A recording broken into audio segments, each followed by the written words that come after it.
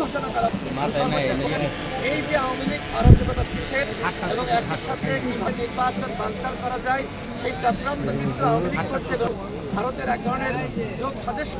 তো সেক্ষেত্রে আমরা যারা আমরা যদি একতাবদ্ধ না থাকি কিন্তু আগামী নির্বাচন এই সরকার যতই চাক না কেন বা নির্বাচন যতই আন্তরিক হোক না কেন তারা কিন্তু সুষ্ঠু নির্বাচন জাতিকে উপহার দিতে পারবে না।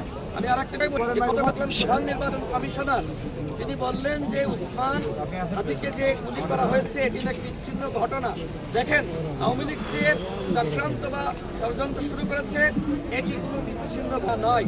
আমার উসমান হাদিকে এই ডিসেম্বর মাসে তাকে গুলি করে হত্যার উদ্দেশ্যে গুলি করা হয়েছে, এটা কোনো বিচ্ছিন্ন ঘটনা নয়। এরকম অসংখ্য ঘটনা আওয়ামী লীগ ঘটানোর চক্রান্ত করছে এবং এর পিছনে ভারতের এজেন্টদের এক ধরনের প্রত্যক্ষ মদত রয়েছে। সুতরাং আমি সবাইকে বলবো, বিএনপি, গণঅধিকার পরিষদ, জামাত ইসলাম সহ বাংলাদেশের প্রত্যেকটা গণতান্ত্রিক শক্তি যে আপনারা একতাবদ্ধ থাকেন।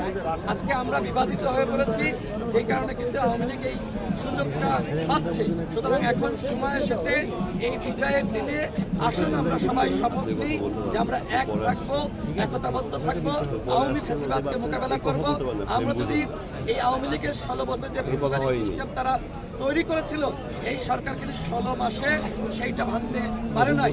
আজকে যদি রাজনীতিবিদরা একতাবদ্ধ হয়ে এই ফ্যাসিবাদী সিস্টেম এবং আওয়ামী ফ্যাসিবাদকে নির্মূল করতে না পারে সেক্ষেত্রে কিন্তু আমাদের সবার জন্য বিপদ অনিবার্য।